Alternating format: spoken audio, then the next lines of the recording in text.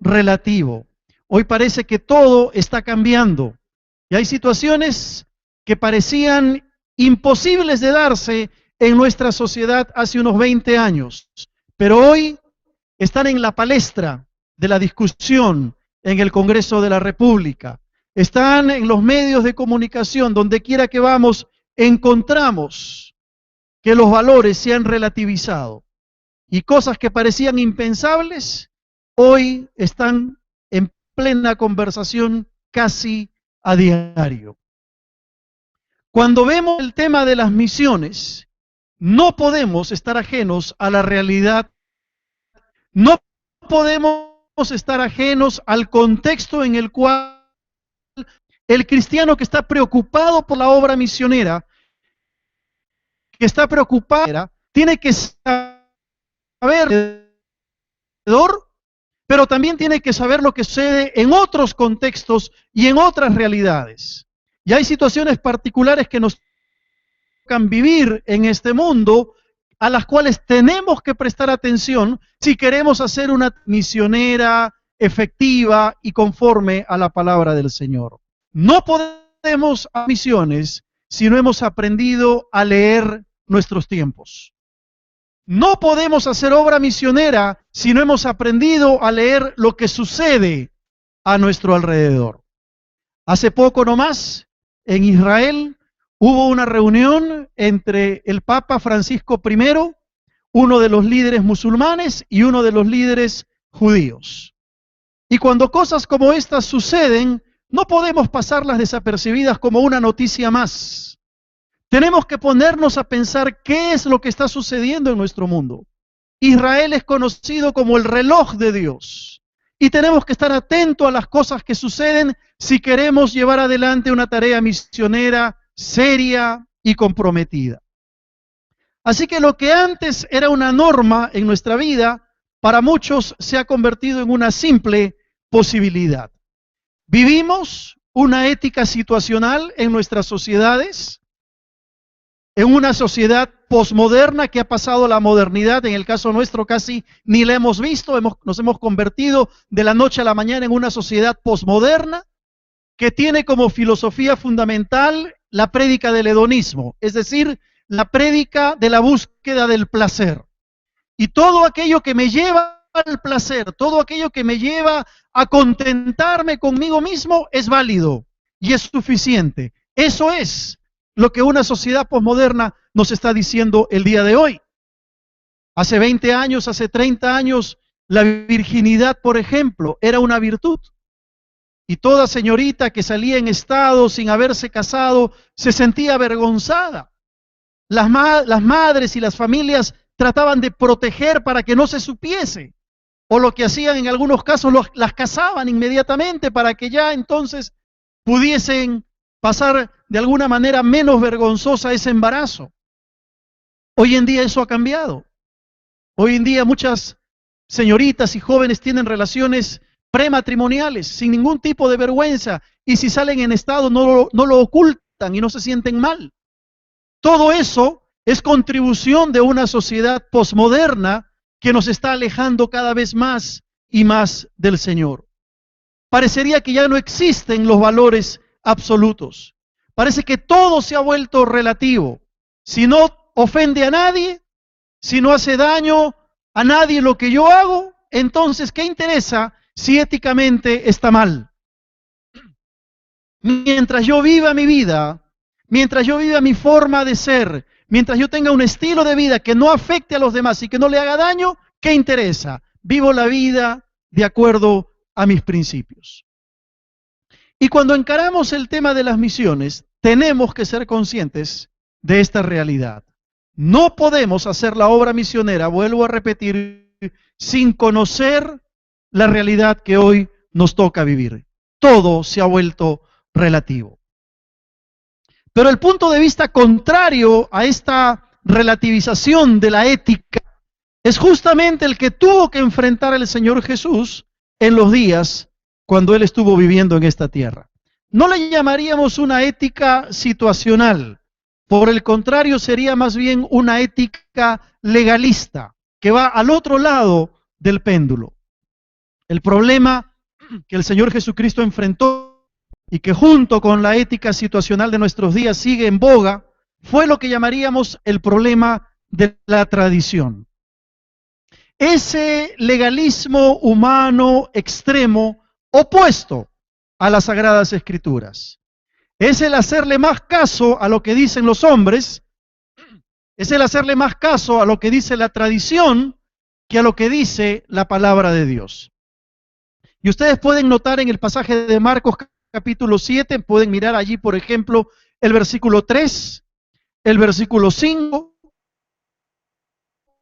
el versículo 9, el versículo 13, y en todos esos versículos aparece la palabra tradición. El problema de los fariseos y de los escribas era que se habían vuelto exageradamente legalistas, exageradamente tradicionales, pero en lo íntimo de su ser, en lo más profundo de su vida, vivían una vida alejada de Dios. Vivían una vida apartada del Señor. Eran legalistas en lo exterior, eran tradicionales en lo exterior, pero en lo interior, en lo profundo de su corazón, vivían una ética situacional totalmente alejada de los principios de la palabra de Dios. ¿No nos parece esa actitud familiar el día de hoy? ¿No es así el hombre del siglo XXI, quien se vuelve legalista cuando le conviene, cuando no le toca a él, cuando no afecta a su imagen, cuando no afecta a su estatus, pero en el fondo, en lo interior, vive una ética situacional, liberal, relativa, apartada de los principios de Dios? Es decir, que frente a los demás, cuido mi imagen de hombre, mi imagen de mujer, mi imagen de cristiano. Pero cuando estoy solo, hago lo que quiero, total nadie me ve. Y por ejemplo, encontramos cantantes en los medios de comunicación, periodistas, hombres públicos, presidentes en medio de escándalos familiares, algunos periodistas que se levantan como los abanderados de la moral y de la no discriminación, olvidando su pasado vergonzoso, pretendiendo engañar a la gente con un discurso por fuera muy bonito, pero que en el fondo del corazón anidan alejamiento contra Dios. Uno de los conceptos modernos de la psicología es aquel que dice que lo que le hace daño al ser humano es el medio ambiente. La escuela conductista decía, el hombre no nace malo. Lo que pasa es que el medio ambiente, su sociedad, la gente que está a su alrededor, son aquellos que lo hacen malo.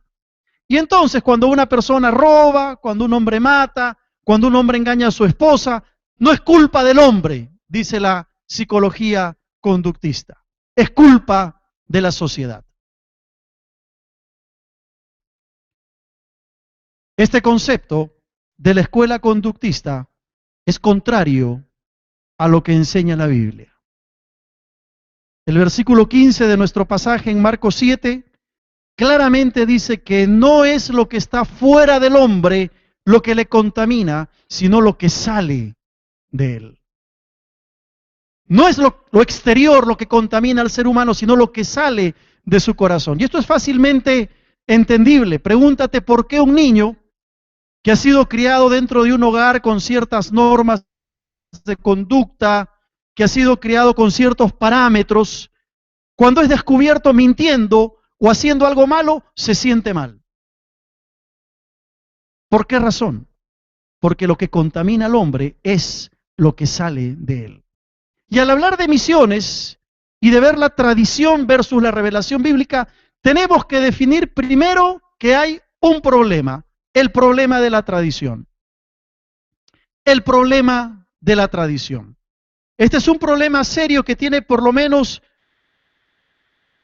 Primero, tenemos que entender que la tradición es humana.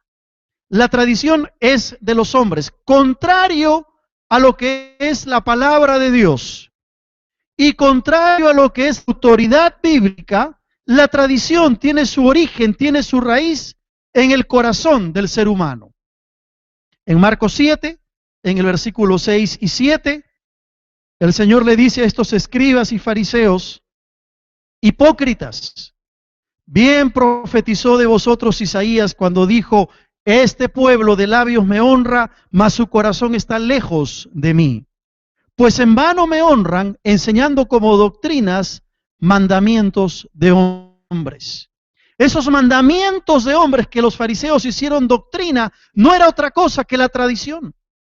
Porque la tradición tiene su raíz en el corazón del ser humano. En el versículo 9 de nuestro pasaje, el Señor les va a decir: bien invalidáis el mandamiento de Dios para guardar vuestra tradición. Y lo repite en el versículo 13 cuando dice: invalidan la palabra de Dios con vuestra tradición. La tradición es algo que el hombre ha generado y que muchas veces le ha dado más peso y más valor que la palabra de Dios. Para los fariseos, por ejemplo, ese lavamiento de las manos se había convertido en un acto ritual.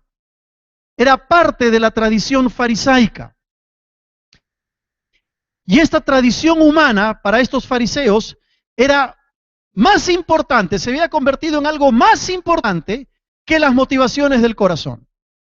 Y claro, tiene que venir el Señor Jesús, me imagino, mira a esos fariseos a los ojos, le mira las manos que estaban limpiecitas, blancas, porque se las habían lavado, y les dice: hipócritas, ustedes son unos hipócritas, porque están guardando la tradición y no están guardando su corazón. Se han preocupado más por lo externo y no se han preocupado por agradar a Dios. Ante esa realidad, el Señor Jesucristo describe la condición del ser humano tomando al profeta Isaías. Y en el versículo 6 les dice: este pueblo de labios me honra, mas su corazón está lejos de mí. ¿Cuál era el problema de estos fariseos? Habían hecho de la tradición algo sumamente importante para sus vidas. Ahora yo te pregunto, hermano, ¿no te suena esto familiar? A veces dejamos que la tradición empiece a gobernar nuestra vida. Y no hablo solamente de la tradición católica, hablo también de la tradición evangélica, sea cual fuere la religión que tú tengas. Pero cuando dejamos que la tradición empiece a moldear nuestra vida, nos estamos olvidando que esa tradición es netamente humana. Ahí radica cuando tú empiezas a dejarte llevar por ciertos aspectos tradicionales. El segundo problema que encontramos es que la tradición invalida la autoridad de la palabra de Dios. Hace que la palabra de Dios se convierta en algo que no sirva. Hace que la palabra de Dios se convierta en algo inválido. ¿Cuál era el problema de estos fariseos? Estaban anulando la autoridad de la palabra de Dios. Estaban acomodándose a sus propios intereses. Aparentemente vivían una ética legalista, pero en el fondo de su corazón estaban practicando una ética situacional, relativa. Querían hacer lo que a ellos les parecía.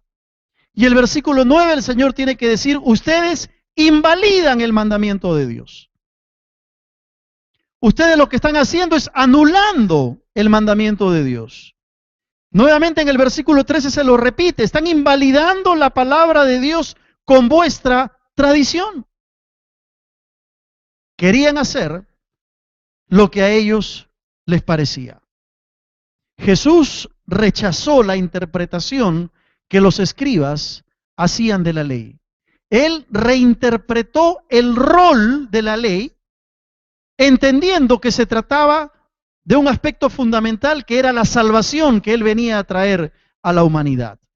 Cuando él declaró que un hombre no puede ser contaminado por la comida, no solo estaba declarando que los alimentos se pueden comer y que están hechos para comer, sino que principalmente está anulando la completa tradición sobre una observancia ceremonial que los fariseos guardaban. La justicia del reino para el Señor no se obtenía por observar una ley. La justicia del reino no se ganaba por guardar una ley, sino que había que apropiarse del acto de redención que Cristo venía a instaurar. Nadie es salvo por guardar un mandamiento. Nadie es salvo por guardar la ley. Porque como dice la Escritura, si tú violas un mandamiento, ya violaste toda la ley. Y no hay forma en que una persona pueda llegar a la presencia de Dios y obtener la salvación por medio de la ley. Y el Señor es claro en decir que cuando uno se deja guiar por la tradición, anula la autoridad de las Escrituras.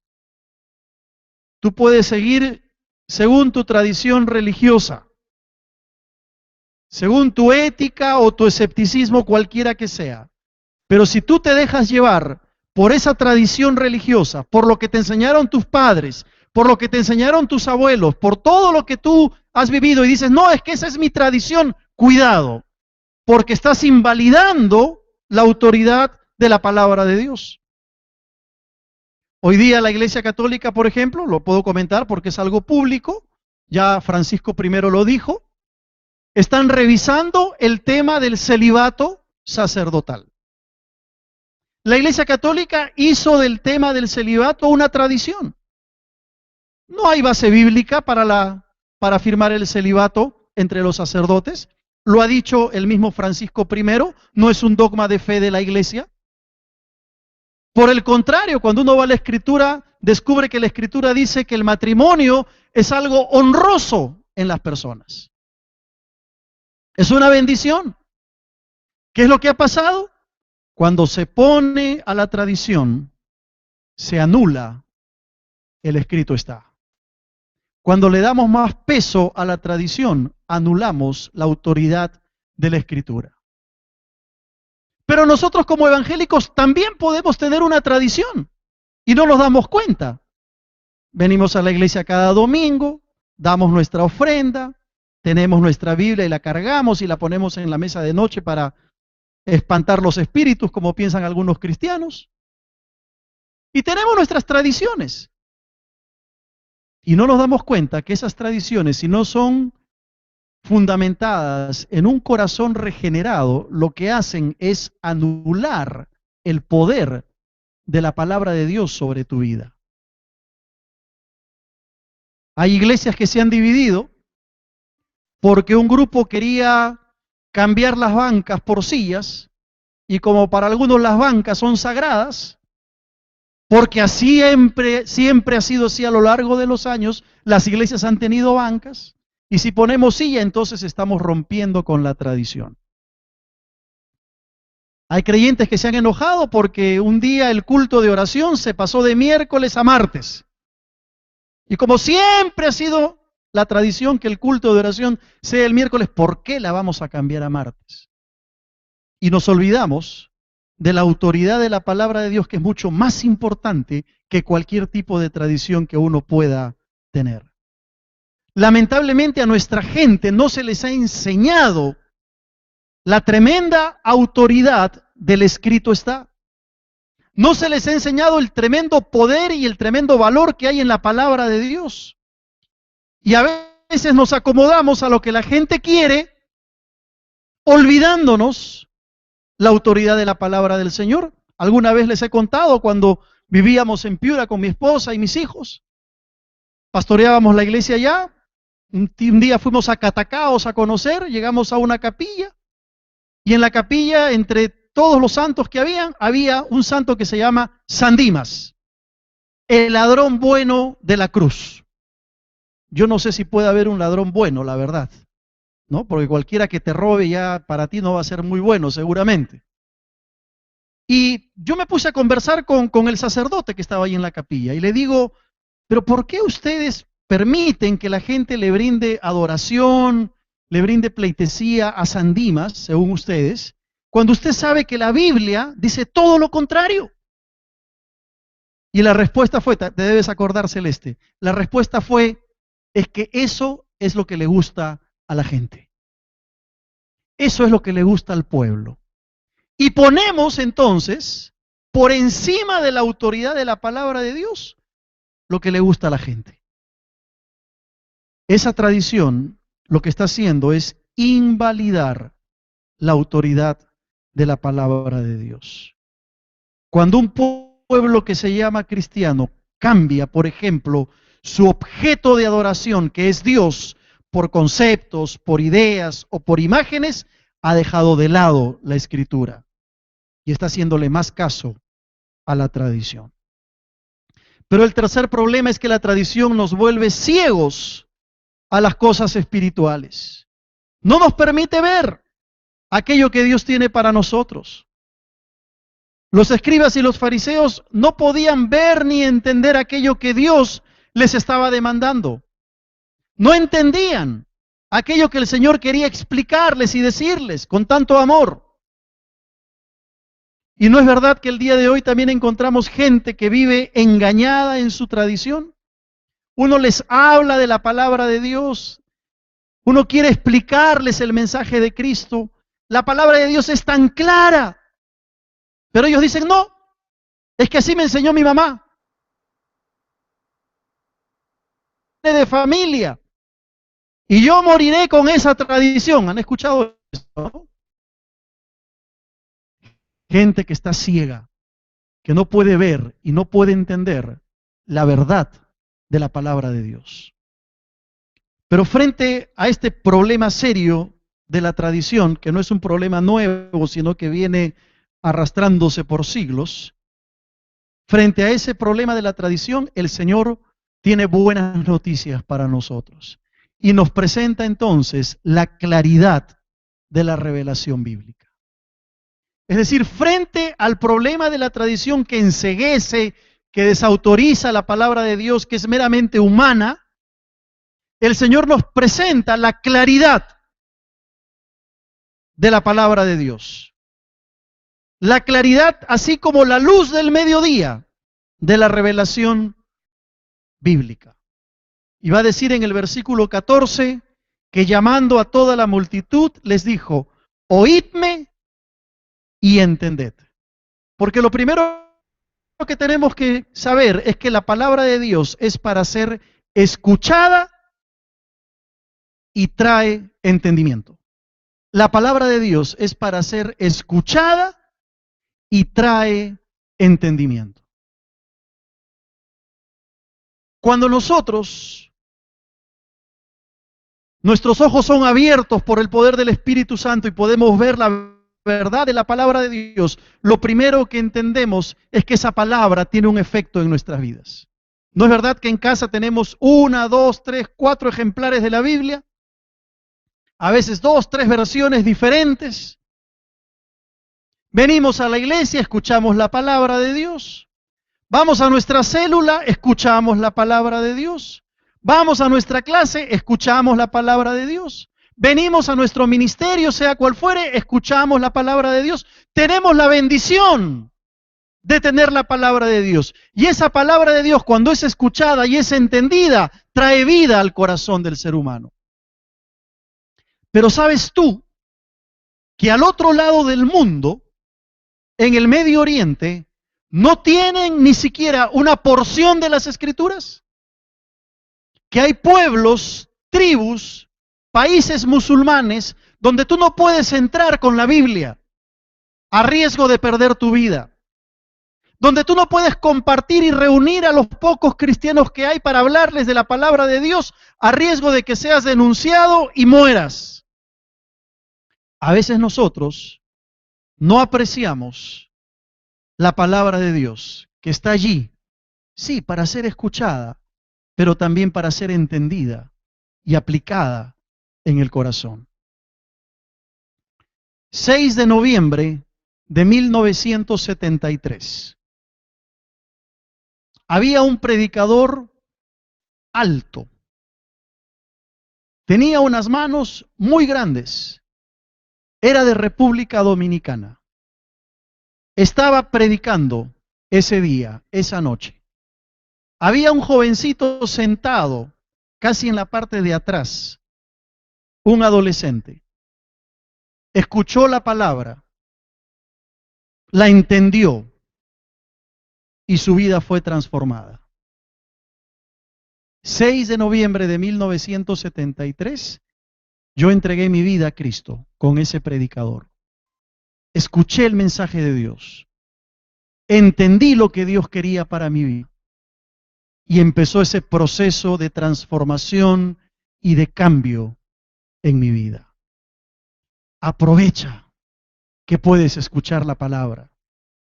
Entiéndela, estúdiala, vívela, porque hay lugares en este mundo y en nuestro país, tremendos campos misioneros que no tienen ni siquiera una porción de la Escritura. Pero en segundo lugar, la palabra de Dios es desafiante. Nos desafía a cada uno de nosotros. Tú no puedes acercarte a la Escritura y terminar igual. Siempre la palabra de Dios va a producir un efecto en tu corazón. Te va a transformar, te va a dar conciencia de pecado, te va a hacer reflexionar sobre algo que has hecho que está mal, pero siempre la palabra de Dios, sea un libro, sea un capítulo, sea una porción, sea un versículo, siempre la palabra de Dios te va a desafiar. ¿Y sabes por qué? Porque el Señor ha dicho que su palabra nunca vuelve vacía. Gloria al Señor por eso. Siempre la palabra de Dios produce un efecto. Cambia el corazón. Cambia una actitud. ¿Cuál es el desafío para nosotros hoy? Lo que ha dicho el Señor. Lo que sale del hombre, eso es lo que contamina al hombre. Notemos ese contraste entre los judíos, fariseos y los escribas. Ellos pensaban que lo que contaminaba al hombre era lo de afuera. Y el Señor les dice, no, no es así. Lo que contamina al hombre es lo que sale de tu corazón. ¿Y qué sale de tu corazón? Versículo 21. Dentro del corazón de los hombres salen los malos pensamientos, los adulterios, las fornicaciones, los homicidios, los hurtos, las avaricias, las maldades, el engaño, la lascivia, la envidia, la maledicencia, la soberbia, la insensatez. Todas estas maldades de dentro salen y contaminan al hombre. No, pastor, lo que pasa es que pasó una mujer muy hermosa y me sentí tentado y caí en adulterio. No, pastor, lo que pasa es que mis amigos me llevaron a una reunión y caí en la lascivia. No, nadie cae en pecado de la noche a la mañana. Es un proceso que empieza en el corazón.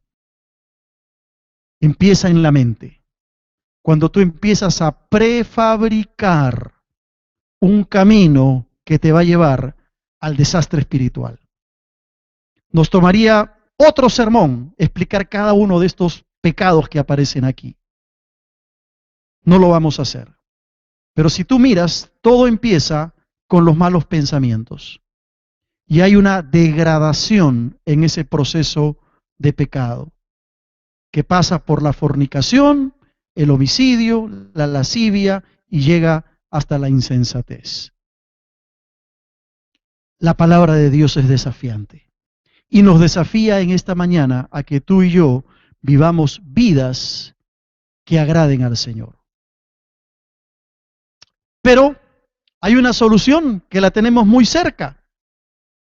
La cercanía de la solución entre esa lucha entre la tradición y la verdad bíblica. ¿Cómo solucionamos ese dilema? ¿Cómo solucionamos ese conflicto que podemos estar viviendo entre mi tradición religiosa y lo que dice la Biblia? Muy fácil. Hay dos pasos que seguir. Primero, obediencia a la palabra de Dios. Obediencia a la palabra de Dios. Tú me dirás, pero pastor, eso es algo tan elemental en la vida cristiana, ¿hay que obedecer? Sí, es muy elemental, pero es algo que tú y yo cada día necesitamos que se nos recuerde. ¿No es verdad? Cada día Necesitamos que se nos recuerde que tenemos que obedecer a Dios y a su palabra. En Hechos capítulo 5 hay una historia fascinante, interesante. Está Pedro, está Juan, están los apóstoles, y Pedro y Juan son perseguidos a causa de su fe. Son perseguidos porque están hablando de Cristo. Y el sumo sacerdote les dice, les he dicho que no hablen de ese nombre. Mira tú el versículo 28, ¿no les hemos mandado estrictamente que no enseñen en ese nombre? Y ahora habéis llenado a Jerusalén de vuestra doctrina y queréis echar sobre nosotros la sangre de ese hombre. ¿Qué les pasa, Pedro, Juan? Les he dicho que no prediquen. Les he dicho que no hablen. Vayan a la iglesia si quieren, canten coritos, alaben al Señor, pero no prediquen. No vayan al campo misionero. ¿Y qué responde Pedro y los apóstoles? Versículo 29. Es necesario obedecer a Dios antes que a los hombres. Obediencia. Es necesario obedecer a Dios antes que a los hombres. Y hermano querido, déjame decirte que cuando hablamos de obediencia a Dios y cuando hablamos de obediencia a la palabra de Dios, tú tienes que ser muy consciente que esa obediencia puede costarte aún tu propia vida. Juan y Pedro estaban perseguidos. Ellos desafiaron al sumo sacerdote cuando dijeron, vamos a obedecer a Dios antes que a los hombres. Y casi les cortaron la cabeza. Cuando un creyente decide obedecer a Dios antes que a los hombres, debe saber que aún su vida puede estar en peligro. ¿Has escuchado hablar de esta mujer en Sudán que se convierte de la religión musulmana al cristianismo? Y se casa con un creyente, se casa con un cristiano. Y sale embarazada. Y las autoridades de su país deciden darle la pena de muerte a esta mujer por haberse casado con un extranjero cristiano. Y ella, amarrada a grilletes, tiene que dar a luz a su hijo, esperando que nazca para que luego las autoridades de Sudán la maten. A veces la obediencia puede costarnos hasta la vida. Gracias a Dios, parece que las autoridades han cambiado de opinión y esto es seguramente debido a la oración del pueblo de Dios en el mundo entero. Y parece que no van a ejecutarla. Pero hace poco otra mujer en uno de estos países del Medio Oriente fue perseguida a causa de su fe, apedreada por la misma familia y muerta. Siempre me viene a mi mente ese himno que dice, obedecer cumple a nuestro deber. Si queréis ser felices, debéis obedecer. Ahí empieza la solución a los problemas de la tradición versus la revelación bíblica, cuando decidimos obedecer la palabra del Señor. Pero en segundo lugar, cuando decidimos confesar a Cristo como Señor y Salvador personal. Tal vez tú estás viviendo tu tradición. Estás viviendo tu vida envuelto o envuelta en lo que tú crees es lo correcto, lo que te enseñaron en tu casa, tu mamá, tu papá o tus abuelos. Pero déjame decirte que en esta mañana tú puedes abrirle tu corazón al Señor Jesús y empezar a permitir que sea la palabra de Dios que te enseñe, que moldee tu carácter, que moldee tu vida y no la tradición. Pedro lo entendió. En ese grupo con los fariseos y los escribas estaban no solamente ellos, sino también la multitud, y entre la multitud estaban los discípulos. Y entre esos discípulos estaba el apóstol Pedro. Y en el capítulo 8, en el versículo 29, después que ha pasado toda esa escena, el Señor les dice, ¿y ustedes quién dicen que soy? Y Pedro responde, guiado por el Espíritu Santo, y hace la declaración más grandiosa que todo ser humano puede hacer. Y dice, tú eres el Cristo. Tú eres el Mesías. Tú eres mi Señor. Tú eres mi Salvador. personal. Pedro aprendió la lección. Se dio cuenta que de nada le servía seguir el ejemplo de los fariseos guiados por la tradición. Tenía que hacer caso a la autoridad bíblica a tal punto que eso lo lleva a obedecer y a decir, tú eres el Cristo. ¿Tú puedes decir eso en esta mañana? ¿Puedes afirmar que Cristo es el Señor y el Salvador de tu vida? ¿O has caído en una tradición religiosa que domingo a domingo vienes a la iglesia porque, bueno, pues hay que ir a la iglesia? Ya se ha hecho tradición. Das tu ofrenda porque hay que darla y no la das con un corazón agradecido y transformado. Termino. La tradición no trae ni produce vida eterna. No importa cuál sea tu religión. No importa qué te dijeron o qué te enseñaron tus padres o tus antepasados. Si no estás en la línea de la palabra de Dios, si no estás alineado con la palabra de Dios, de nada te sirve. Muerte. La revelación bíblica produce vida y vida eterna. La revelación bíblica nos desafía a llevar una vida de obediencia, una vida limpia, una vida sin contaminación delante del Señor. ¿Qué es lo que tienes que hacer? Muy sencillo. Reconocer a Cristo como el Señor y el Salvador de tu vida. Abrirle tu corazón y aceptar el hecho de que el Señor ha dicho, yo he venido para que tengan vida y para que la tengan en abundancia. Aceptar el hecho de que el Señor ha dicho que el Espíritu es el que da vida y que la carne para nada aprovecha y que las palabras que el Señor ha hablado son espíritu y son vida.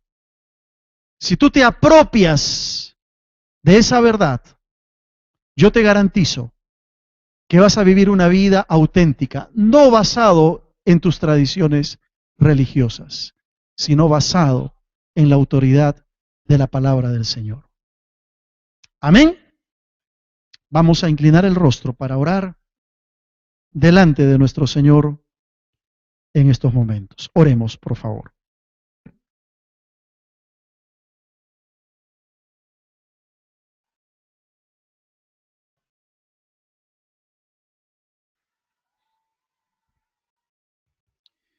El desafío de tu palabra para nosotros ha sido muy grande en esta mañana, Señor.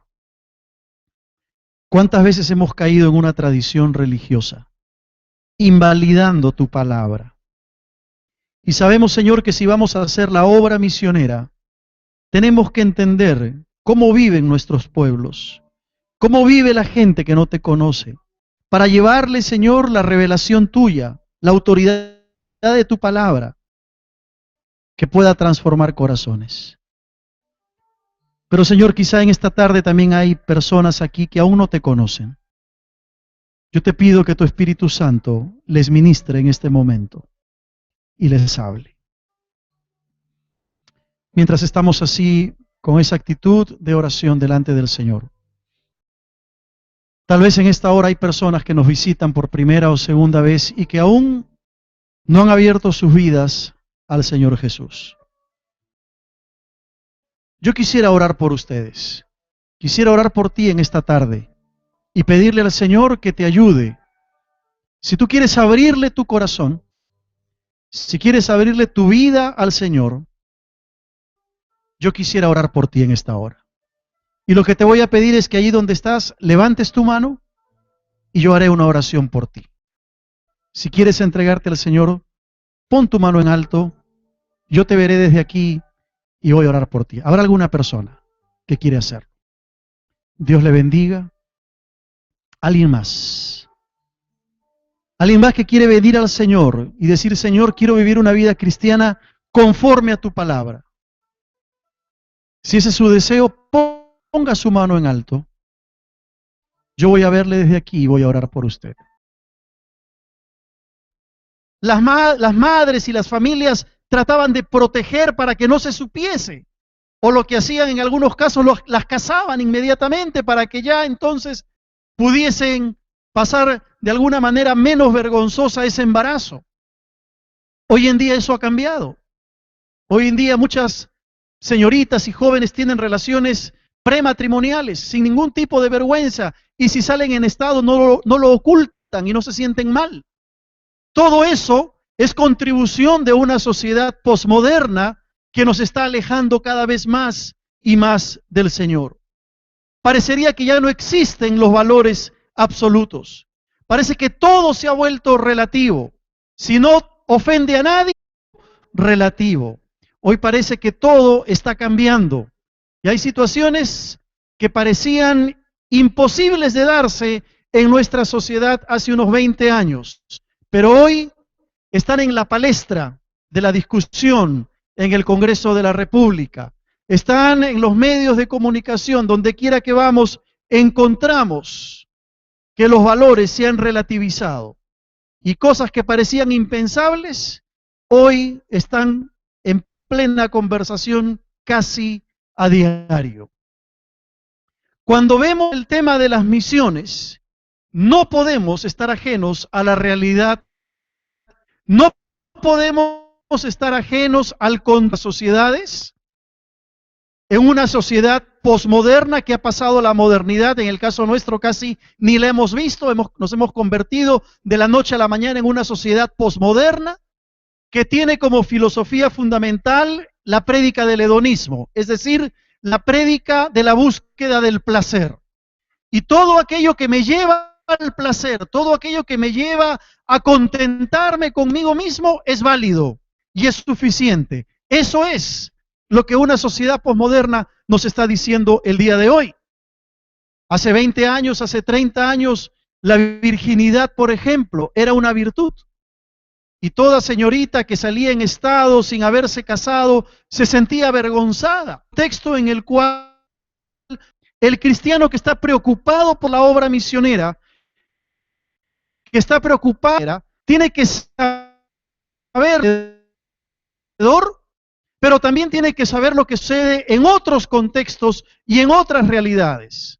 Y hay situaciones particulares que nos tocan vivir en este mundo, a las cuales tenemos que prestar atención si queremos hacer una misionera efectiva y conforme a la palabra del Señor. No podemos hacer misiones si no hemos aprendido a leer nuestros tiempos. No podemos hacer obra misionera si no hemos aprendido a leer lo que sucede a nuestro alrededor.